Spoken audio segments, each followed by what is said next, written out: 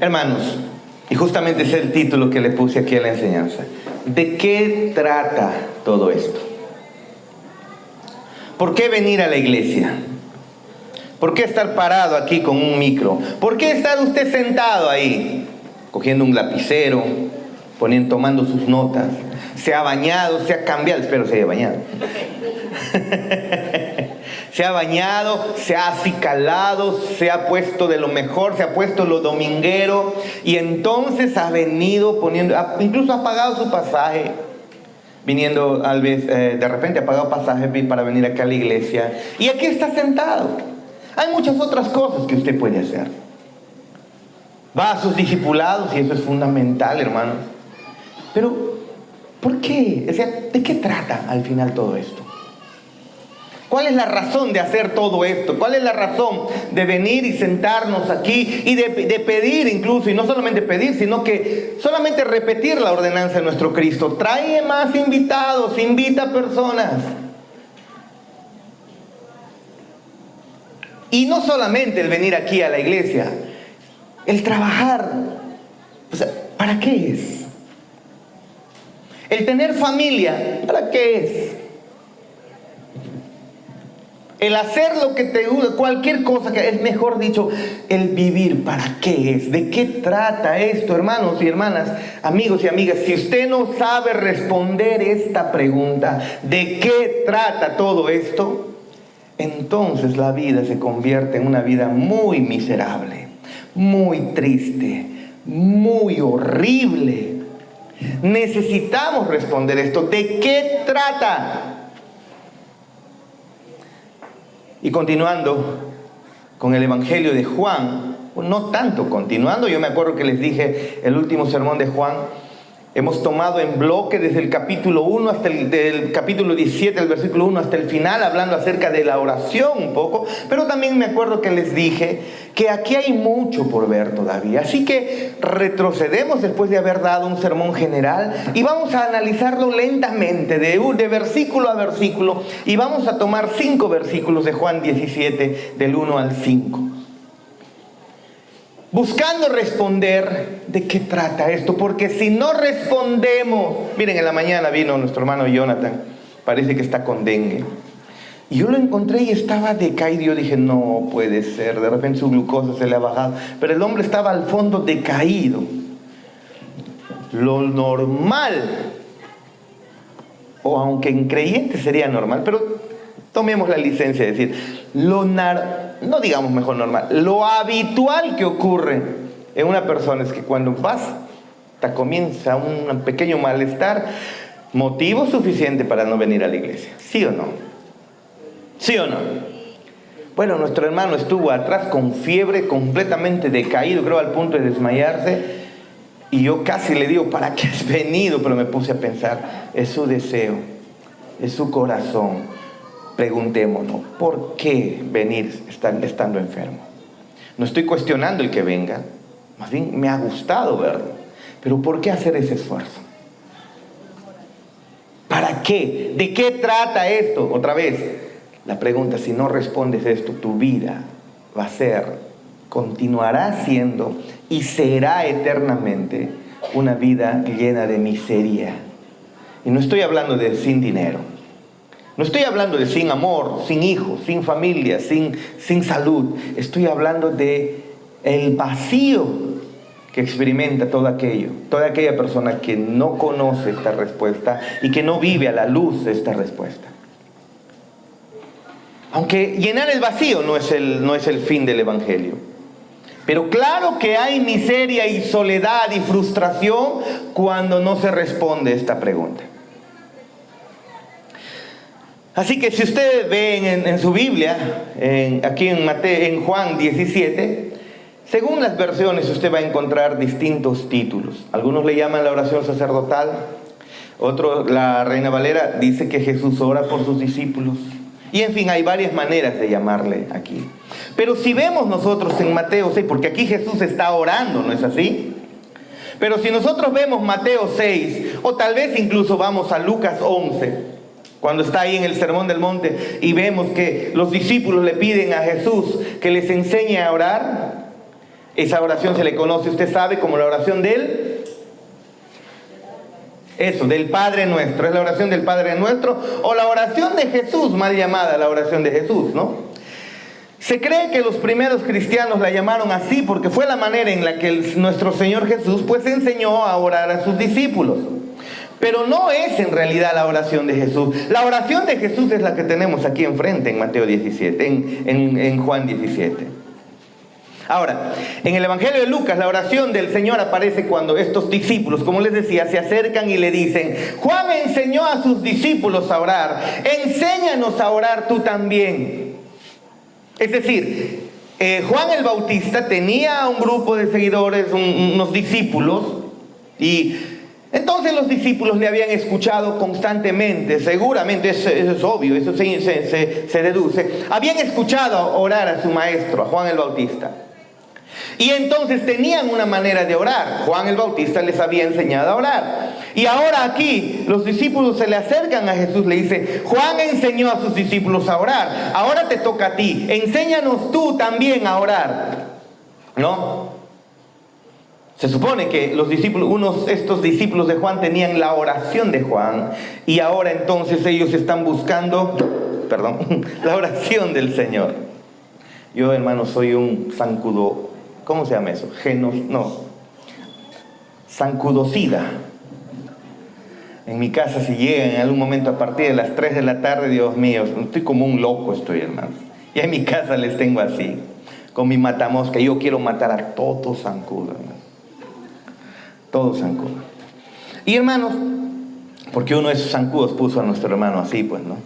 Así que yo no quiero que en mi casa se enfermen, matar todo lo que se pueda con mi mata zancudo. Y entonces los discípulos se supone que están esperando que Jesús les muestre, no les diga cómo es que deben orar. También debe haber una oración del Señor. Ahora, pero cuando observamos la oración del Padre Nuestro, o esta oración que equivocadamente se le conoce como la oración del Señor, reconocemos que cuando Cristo estuvo aquí en la tierra, en su encarnación terrenal, Cristo podía orar cada palabra de esa oración, excepto la petición del perdón de pecados. ¿Sí o no? María, la madre de Jesús, se reconoció pecadora. Cuando usted lee y usted encuentra en Mateo, usted va a encontrar, o Lucas, encuentra que María reconoce que es pecadora. Reconoce que ha pecado. ¿Por qué? Porque él clama a su Salvador. Reconoce que necesita un Salvador. Y no necesitas un Salvador si no necesitas ser salvada. Y si necesitas ser salvada, si tus pecados hicieron un abismo inmenso de separación entre Dios y tú, y mereces la condena eterna. María entonces clama y dice: mi Salvador, reconociendo su pecado. Eso es María, esa es la madre terrenal de Jesús. Pero Jesús jamás oraría: Padre, perdona mis pecados. No se incluiría diciendo: Padre, perdona nuestras deudas o nuestros pecados. No, esa petición de perdón de faltas, de pecados, no saldría de la boca de Jesús. ¿Por qué? Porque Él fue sin pecado. Él no tenía la necesidad de mencionar esa línea en: Padre, perdona nuestros pecados, así como nosotros perdonamos a los que o pecan contra nosotros o nos ofenden. Así que eso nos recuerda que esta parte es una oración que Jesús nos la dio para nosotros, no para sí mismo ante el Padre. No es la oración de Cristo para con el Padre. Eso quedó claro, creo. ¿No es así? Porque jamás Jesús diría: perdona nuestras deudas, perdona nuestros pecados, porque Él jamás pecó. Entonces, esa oración del Padre Nuestro es un modelo para ti y para mí, que somos pecadores. Pero cuando leemos Juan 17, la realidad aquí es distinta. Porque aquí ahora, en estas 600 palabras que tenemos, según la Reina Valera, en estas 600 palabras de Juan 17, todo, aunque vamos a tomar solamente 5 versículos, pero en estas 600 palabras de oración entre Jesús que está orando a su Padre, revelan una intimidad que no encontramos en ninguna otra parte en las Escrituras. No hay, especialmente en esta sección, no hay. Estos textos, estas palabras que Jesús ora, muestran una profundidad hermosa, maravillosa, que no pudiéramos imaginar si Él mismo no nos lo hubiera revelado en su palabra. Y aquí hay una hermosa teología bíblica. No es una oración ordinaria. No es una oración ordinaria entre Cristo, entre Jesús y el Padre. No tenemos oraciones ordinarias en realidad, pero esta, la que tenemos aquí, es impresionante. En todo sentido, es impresionante. También se le puede llamar la oración de la obediencia. Algunos le han llamado así. Esa oración de obediencia del Hijo que se está preparando para el acto supremo de obediencia. ¿Y cuál es el acto supremo de obediencia al cual Cristo se está preparando? Estamos en la noche previa a su crucifixión. La cruz es el acto de obediencia al día siguiente. Para eso es que Él se está preparando. La semana pasada entonces vimos este texto de una manera general. Claro, es una de las formas de observar este texto. ¿No es así? Pero también otra manera es tomarlo de manera secuencial, que es lo que vamos a hacer ahora. Incluso se puede considerar temáticamente por los dones que aquí es mencionado en nuestro Cristo, los dones del Hijo al Padre, del Padre al Hijo, en fin, todo eso se pudiera ver. Se podría ver incluso la misma doctrina de Dios aquí, porque aquí vemos prácticamente una comunión trinitaria hermosa que encontramos acá. Algunos han considerado que aquí están las profundidades de la Trinidad. Nuestro Señor Jesús nos permite tener un acceso increíble a esa relación intratrinitaria entre el Padre y el Hijo. Así que leamos Juan capítulo 1, 17, versículo 1 al 5. Y dice así: estas cosas habló Jesús, y levantando los ojos al cielo dijo: Padre, la hora ha llegado. Glorifica a tu Hijo, para que también tu Hijo te glorifique a ti, como le has dado potestad sobre toda carne, para que dé vida eterna a todos los que le diste. Y esta es la vida eterna, que te conozcan a ti, el único Dios verdadero, y a Jesucristo, a quien has enviado. Yo te he glorificado en la tierra, he acabado la obra que me diste que hiciese. Ahora pues, Padre, glorifícame tú al lado tuyo con aquella gloria que tuve contigo antes que el mundo fuese. Hasta ahí vamos a leer. Miren, apenas 5 versículos, pero saben, aquí hay mucho que es difícil agotar. Bastante. ¿Se acuerdan que en la mañana mencionábamos que la fosa más profunda conocida es la fosa de las Marianas?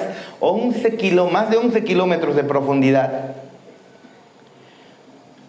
Pues aquí hay más profundidad, hermanos.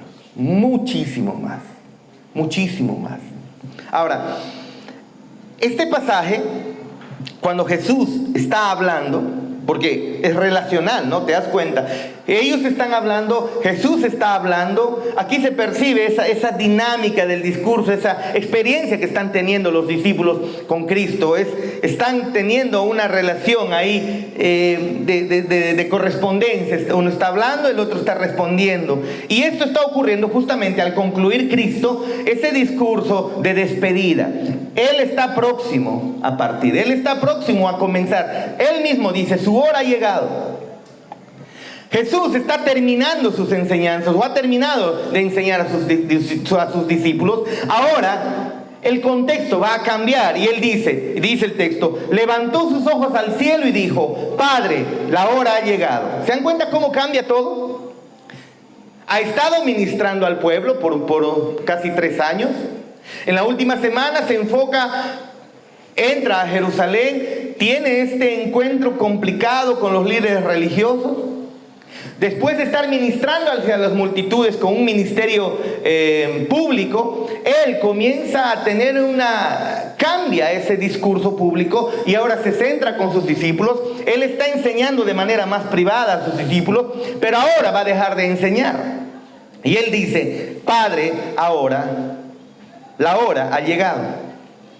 Y la hora, esa palabrita, la hora, es una de las expresiones que Juan, más significativas de Juan. Es más, cuando vemos, Juan compara la hora con este proceso de alumbramiento que tiene una mujer. Hay un antes y hay un después, ¿no? Una vez que se ha iniciado ese trabajo de parto, una vez que se ha iniciado ese proceso, lo que va a concluir va a terminar justamente en el parto mismo. Va a llegar hasta su conclusión el parto. Pero para Cristo esa hora es la consumación teológica. Así que para Cristo esto es mucho más escatológico. No simplemente el nacimiento, sino la obra de salvación, la expiación que Él va a cumplir. Y eso es lo que Él está diciendo. La hora ha llegado. La hora es la consumación de la obra salvífica, es decir, la expiación. Y esta es la razón por la que Él vino. Para esto Él vino. ¿Con qué termina el embarazo? Con el nacimiento. Así que la culminación de la obra mesiánica es la expiación que Él va a cumplir. Y el proceso ya se está desarrollando, Él dice. Y cuando un niño nace, da a luz. Es público el asunto, no escondes a tu hijo. Por más que sea, como decía, ¿no? Lita, creo que contó que cuando nació yo y medio asustada, Lita, ¿no? Porque sus ojos eran muy grandes. ¿Qué es esto? Dijo. ¿Qué ha pasado? Dijo. Por más que tu hijo sea lo que haya salido, como haya salido, estás gozoso de mostrarlo al mundo. Estás gozoso de decir, tengo un hijo, tengo una hija. Es un evento público. Y aquí Jesús va a ser arrestado públicamente y va a ser crucificado públicamente. La hora de Cristo ha llegado. Él está mencionando eso. Y Romanos capítulo 3 dice que Dios puso públicamente a Cristo como propiciación, ¿se acuerda usted? Pero Cristo comienza aquí invocando al Padre. ¿Ve? Y comienza como lo hizo en Mateo. Le preguntaron cómo se debe orar y Él dijo, comiencen así, Padre. Y Él hace lo mismo acá. Él dice, Padre, Él nos enseñó a orar diciendo, Padre nuestro que estás en los cielos. Y Él hace eso, dice, levanta sus ojos al cielo y dijo, Padre. La hora ha llegado. Ahora, para ti y para mí llamar Padre a Dios es por gracia. Tú y yo no merecemos eso. Mientras que Cristo sí. Para Jesús, orar Padre es completamente natural, algo que los judíos no lo entendían. No es por gracia que Jesús ora Padre a su Padre, es de manera natural. Y ahora por gracia es que Él nos concede ese privilegio de llamarle Padre a su Padre. Y así, pero Él, a diferencia de nosotros, Él ora con derecho natural. Tú y yo hemos sido adoptados. Aunque tenemos en Cristo ese derecho de llamar al Padre, Padre. No el derecho ganado por nosotros, hay que tener cuidado de eso. El derecho ganado por Cristo. Pero Él no ora llamando al Padre por gracia o por misericordia o por la bondad de Dios. No, Él tiene un derecho. El derecho de que Él es su Padre. Y Él naturalmente llama a su Padre, Padre. Y luego viene esta petición. Glorifica a tu Hijo para que también tu Hijo te glorifique a ti. Así que esta es la hora de la expiación, la hora del arresto, la hora en que va a ser torturado, la hora de la crucifixión, la hora de la sepultura, la hora de la resurrección. Estamos pronto a eso. En el capítulo 18 Cristo ya va a ser arrestado. Aquí todavía nos vamos a detener en unas semanas, en el 17. Pero ha llegado esa hora. Así que si quisiéramos buscar una palabra que resuma todo esto, te aseguro que no buscaríamos la palabra gloria, sino tal vez sufrimiento. Para los discípulos, al ver lo que va a ocurrir, todo esto resumirían como tal vez decepción. Al ver a su Mesías con toda autoridad, haciendo las señales, los prodigios, hablando con autoridad, y luego para que al final termine crucificado como un maldito en la cruz. Como un delincuente colgado en una cruz, incluso desnudo. ¡Qué vergüenza! Así que si tú quieres escoger una palabra que resuma esto, te aseguro que no es gloria. ¿Sí o no? No es. Sin embargo, todo lo que vemos aquí, todo lo que se describe, todo se describe en términos de gloria. Si te das cuenta. Todo, absolutamente todo está descrito en términos de gloria. Para ti y para mí sería sufrimiento. Para ti y para mí sería dolor, angustia. ¿No es así? Para los discípulos en ese momento sería decepción. Para las multitudes, vergüenza. O tal vez un apóstata, un hereje, un maldito. Pero no vemos eso aquí. Lo que vemos es que todo está descrito en términos de gloria, gloria, gloria, gloria. Porque en la economía trinitaria, la obra máxima de la obediencia de Cristo a su Padre Celestial se expresa como gloria. ¿Ven? La obra máxima de obediencia de Cristo al Padre se expresa como gloria, aunque esa obediencia implique lo que dijimos. ¿Qué cosa? Arresto, tortura, crucifixión, sepultura. Pero no se resume con sufrimiento, se resume con gloria. Y eso es lo que vemos aquí. El Hijo está orando a su Padre. Está orando para que el Padre lo glorifique a Él. Y al hacerlo, entonces el Padre sería glorificado también. El Padre es glorificado y luego el Padre glorifícate. Y luego glorifica a tu Hijo. Todo está en términos de gloria. La palabra gloria se ve claramente marcada aquí. Hay una mutua glorificación entre el Padre y el Hijo. Ahora, hay que decir algo. Jamás Dios aumenta su gloria, ni va a aumentar la gloria aquí Dios. No va a aumentar su gloria.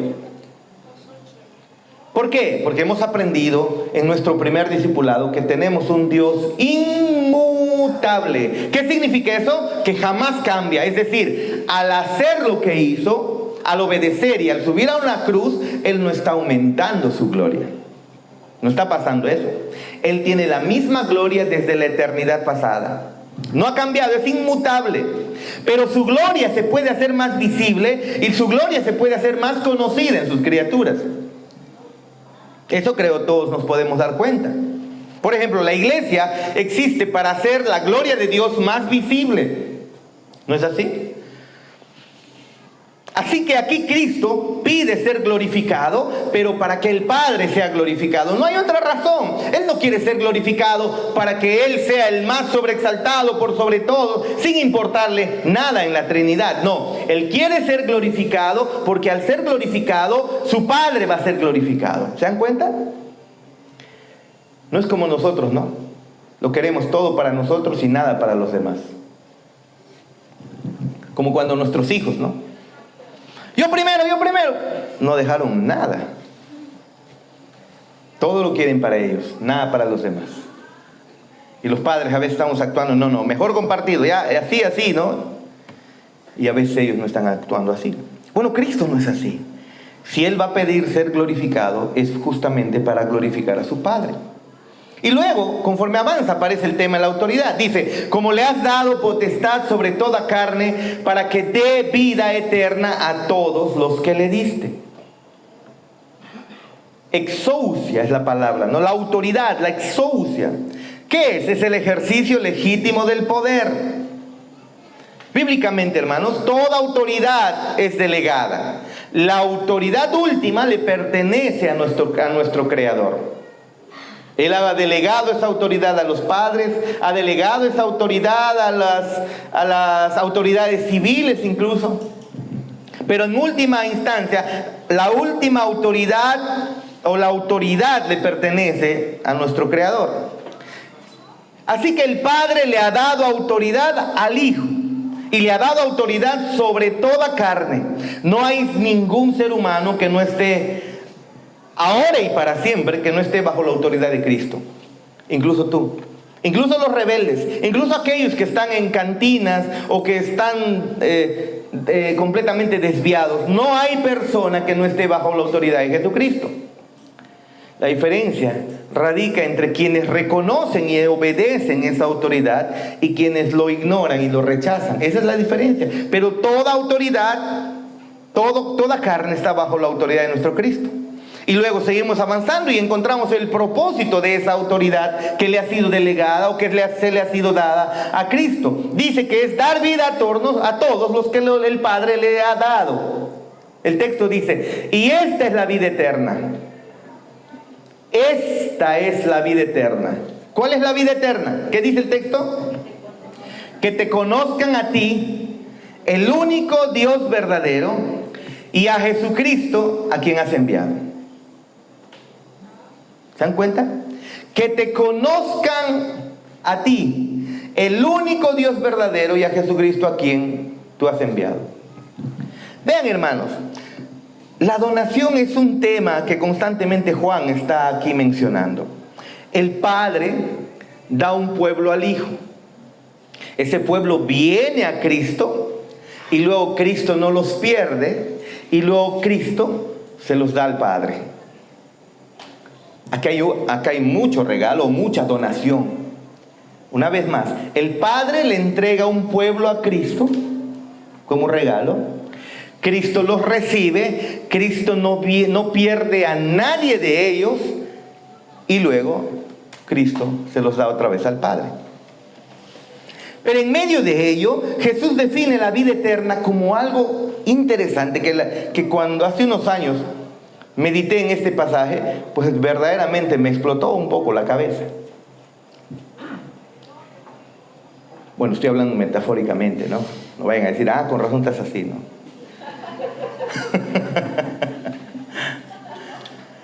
Pero Jesús define la vida eterna de una manera increíble. Porque la vida eterna, ¿qué es? Pensábamos que la vida eterna era jamás morir, ¿no? Aunque eso forma parte también. Pero Jesús aquí define la vida eterna no como un tiempo que no se acabará existiendo, aunque eso también implica con otros pasajes, porque eternamente viviremos con Él y no se acabará el tiempo. Pero la vida eterna que Él define es hermoso, porque la vida eterna lo define. Él dice, esta es la vida eterna. ¿Y qué es la vida eterna? Conocimiento. Interesante. ¿Pero conocimiento de qué? De Dios, de Jesucristo, de su Hijo, de Dios, de la Trinidad, del Espíritu Santo. La vida eterna es el conocimiento, es decir, con el conocimiento tú no tienes un ingreso a la vida eterna. No, el conocimiento es la vida eterna, es lo que Cristo está diciendo. La vida eterna en sí es conocer a Cristo, conocer a Dios, a este Dios trino. Esa es la vida eterna. Eso rompe la cabeza, hermanos. Y en la consumación de todo, conoceremos a Dios sin velo, tal cual es.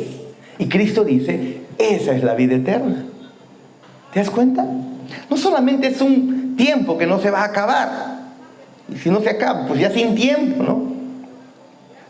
Pero tras Génesis 3, vida eterna, obviamente que requiere una explicación más, una explicación de lo que qué significa vida eterna, ¿no?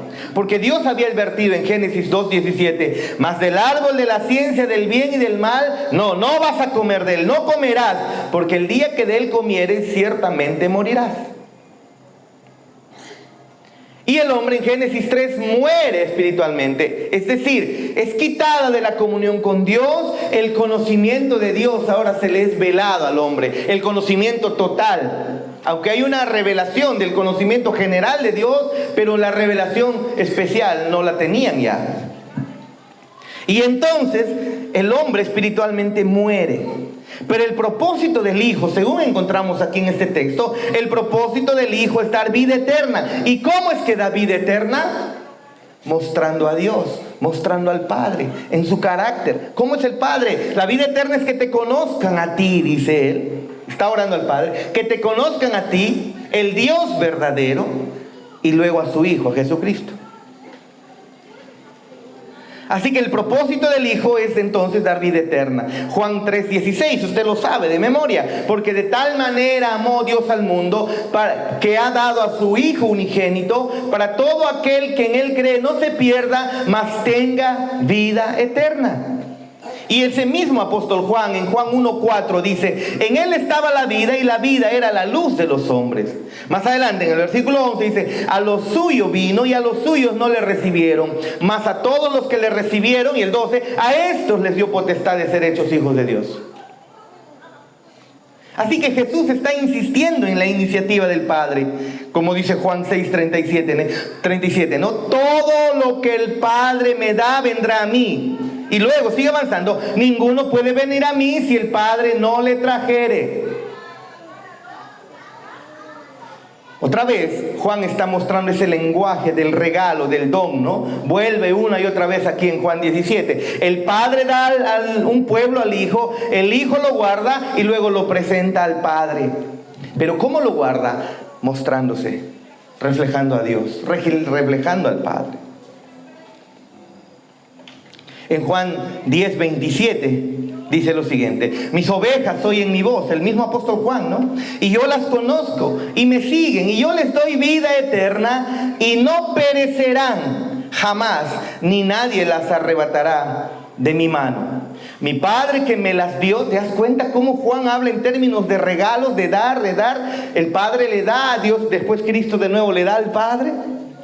Ni nadie las arrebatará de mi mano. Mi Padre que me las dio es mayor que todos y nadie las puede arrebatar de la mano de mi Padre. Y yo y el Padre uno somos.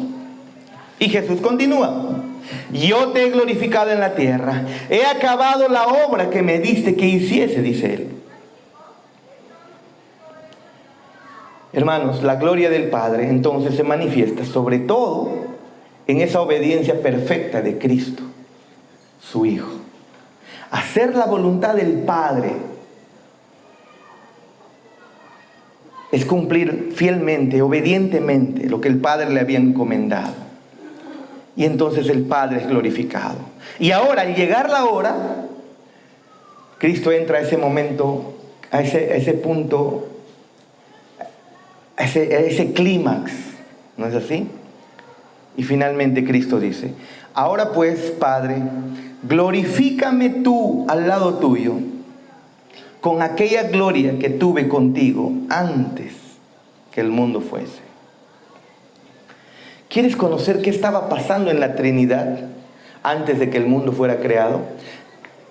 Si esto Cristo no nos lo hubiera revelado, no hay manera de que tú y yo lo conozcamos.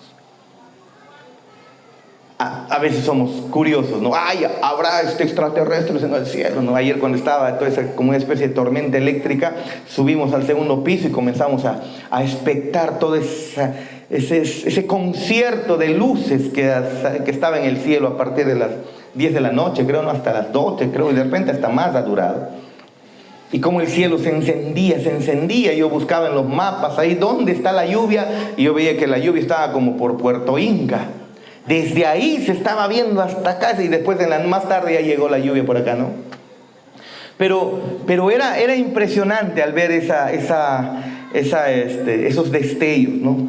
Eso que estaba ocurriendo. Y entonces en un momento, como que ya dice, se movió el cielo, se movió el cielo, ¿no? Y por ahí de manera en broma, ¿no? No vaya a parecer un platillo volador así por ahí. Tenemos a veces curiosidad, ¿no? ¿Qué hay más allá? Pero ¿saben qué? Cristo nos está abriendo aquí una ventana a algo verdaderamente interesante. Nos está retrocediendo hasta antes de que el universo sea creado, antes de que todo exista, antes de que tú existas. Bueno, antes de que nosotros existamos, pues todavía habían personas. Estaba tu papá, estaba tu mamá, estaban tus abuelos, de repente. Pero antes de que todo el universo exista, acá Cristo nos muestra qué es lo que había estado ocurriendo antes de que todo sea creado. Es decir, la vida intratrinitaria, antes de la creación, nos la deja ver Cristo. ¿Lo puedes ver? Y lo que nos muestra es que el Hijo de Dios, su Hijo, compartía con el Padre una reciprocidad de gloria, hermanos. Que en su humillación dejó de gozar de ello. Pero tras su obediencia perfecta y tras su exaltación, esa gloria es aún mayor, no porque ha ganado más gloria, sino porque ahora Él regresa como hombre. Recuerden ustedes el discipulado. Miren lo que dice Filipenses 2:9, por si usted piensa que estamos inventando.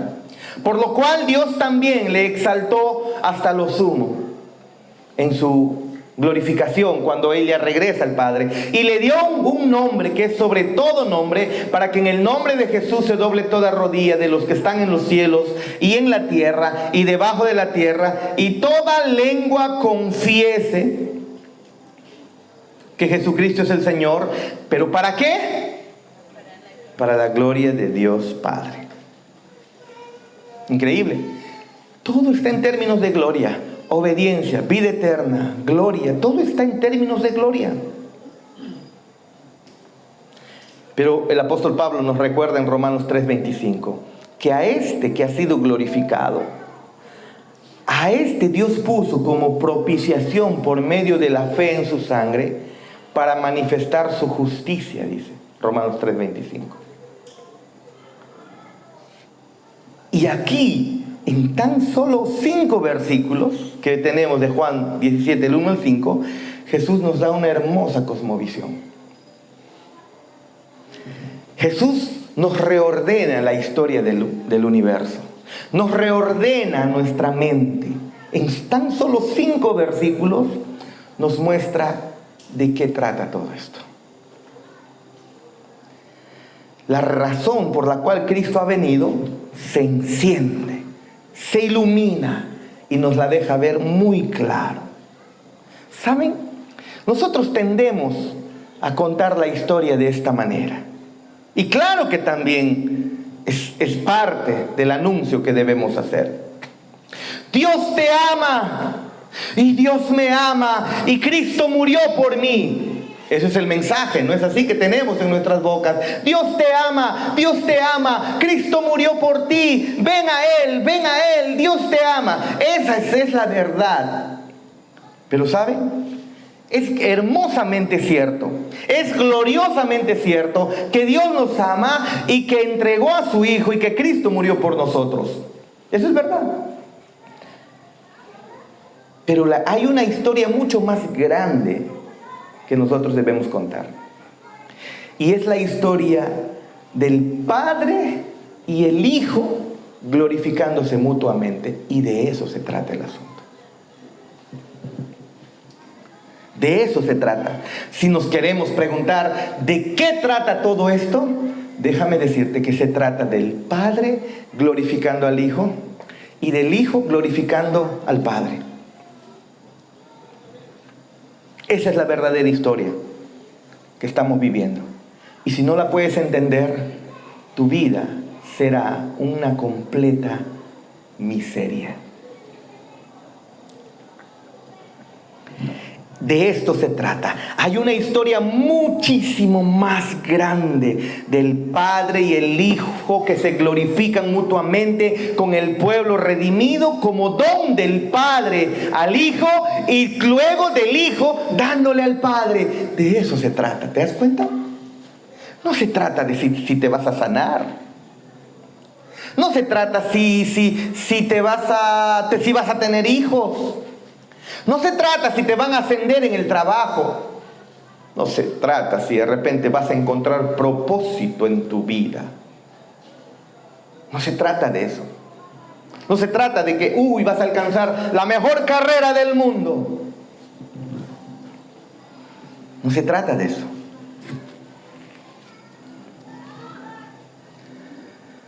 Sino de la historia hermosa y maravillosa del Padre y el Hijo glorificándose el uno al otro, con su pueblo redimido, como regalo del Padre al Hijo y luego del regalo del Hijo dándoselo al Padre.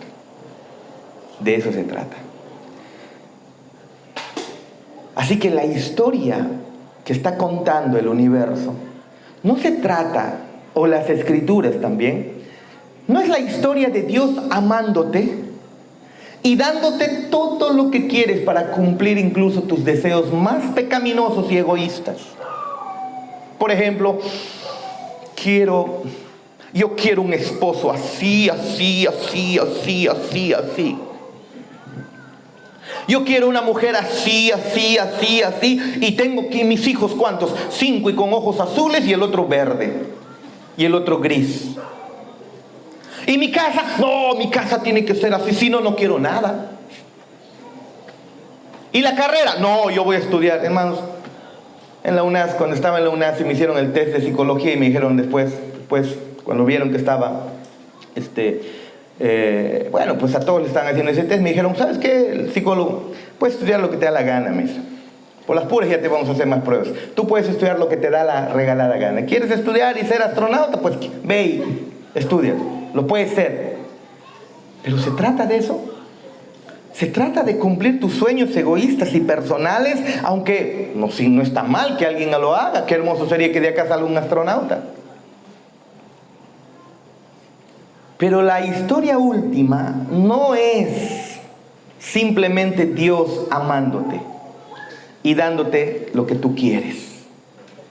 Dios me ama, la oración es buena. ¿Por qué? Porque Dios me ha dado lo que le he pedido. No, de eso no se trata de eso. No es de eso que se trata. ¿Y cuántas veces pedimos cosas para al final nuestros deseos egoístas? No se trata de eso. ¿De qué trata todo esto? De su gloria. Su gloria es la meta. Y que lo conozcas. De eso se trata. Así que el Evangelio es una historia inmensamente mayor de lo que muchos lo perciben. Por eso tenemos una iglesia con pocos miembros. Porque la gran mayoría, donde están incluso afuera, incluso en muchas otras iglesias inmensas y grandes, están las personas que creen que todo esto se trata de Dios dándoles cosas materiales. Tu mujer te ha dejado, ven a Cristo. Oramos, ayunamos y tu mujer va a volver.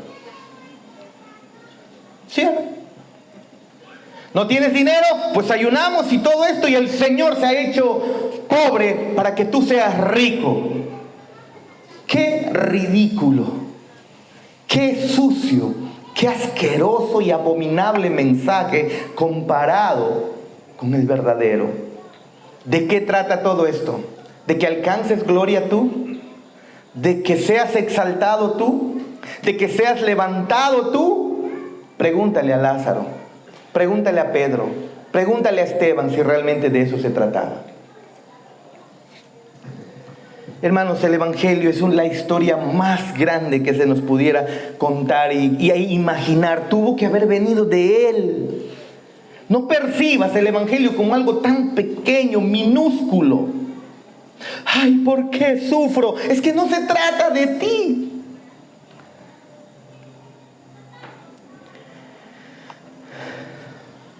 Así que en el umbral de su obediencia final, Cristo, en tan solamente 5 versículos, nos da una cosmología hermosa.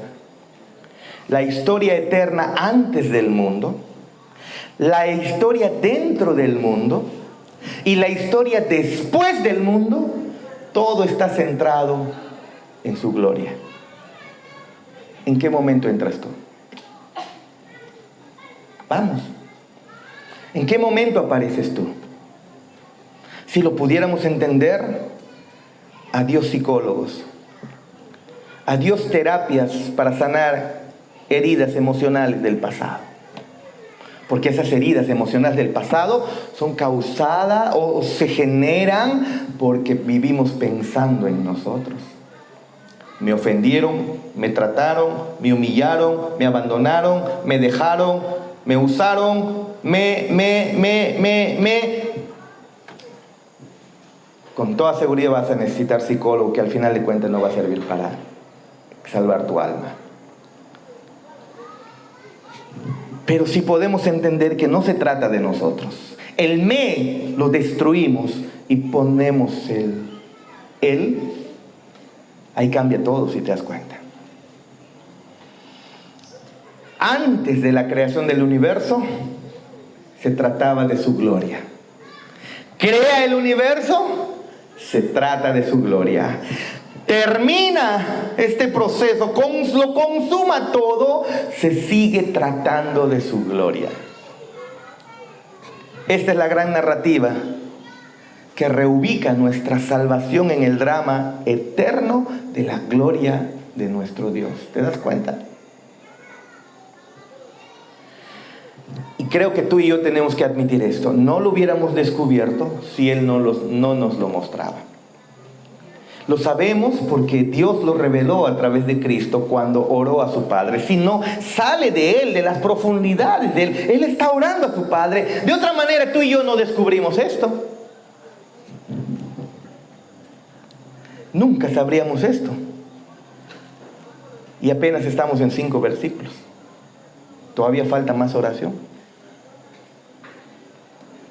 Hermanos, creíamos que la historia era una historia acerca de nosotros, ¿no? ¿Cuántos pensaron así? ¿Cuántos creían así? Y eso nos hace más miserables. Pero cuando en realidad nos damos cuenta que la historia se trata de la gloria eterna del Hijo y la gloria eterna del Padre, entonces todo cambia, hermanos. Dejemos el egocentrismo. Dejémoslo a un lado. Y caminemos viendo la gloria de Dios como lo más hermoso que pueda haber. Pongámonos en pie.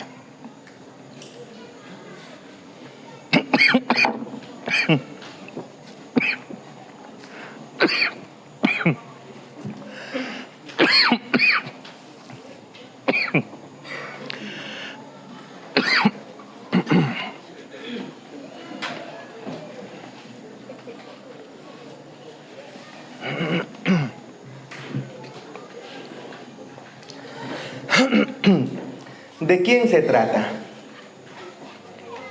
Vamos, ya puedes responder. ¿O de qué se trata todo esto? Señoritas, si están mirándose en el espejo, que por acá, que por acá, que por acá y que por allá, está bien, la feminidad es hermosa. Tampoco les vamos a decir que no se arreglen. Como dice Paul Washer, muchas mujeres más bien necesitan arreglarse más. No les vamos a decir que no lo hagan. Pero si estás centrada en tu imagen, estás perdiendo el tiempo. Estás camino a continuar y a vivir una vida llena de miseria. No seas rebelde. Varón, si estás caminando y pensando solo en ti, en lo que vas a lograr, incluso en tu misma imagen, en tu propia reputación, entonces, lastimosamente, no has entendido todavía el mensaje del Evangelio.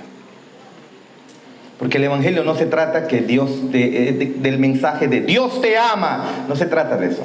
Se trata que el Padre ama a su Hijo, el Hijo ama a su Padre, se glorifican mutuamente dándonos salvación para su gloria. Se trata de su gloria. Una vez más, Iglesia Bíblica, Gracia y Verdad, deja el egocentrismo. Sácate de la ecuación. Y cada vez conoceremos más a nuestro Señor.